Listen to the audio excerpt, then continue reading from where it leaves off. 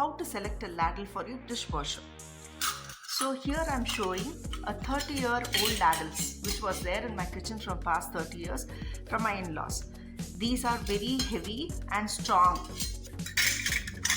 It have served the purpose and I was decluttering. While decluttering, I thought, why not take a video on this? The reason behind is these are very heavy and these ladles contain this cavity.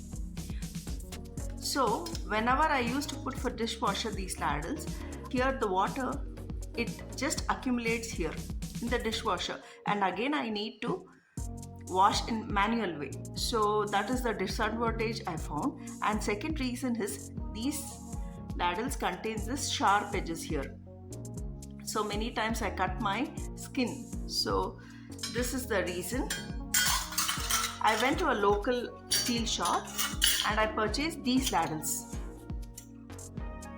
So these are very heavy as well, but it is sturdy also, which serves the purpose and does not have any cavity here. So water, it does not accumulate here. So this is the advantage, and it does not have any sharp edges. So these are very important when you buy a ladle. So I thought this video will help many of them, youngsters or something, who wants to buy a ladle. So I hope this video is very informative and helpful for you all.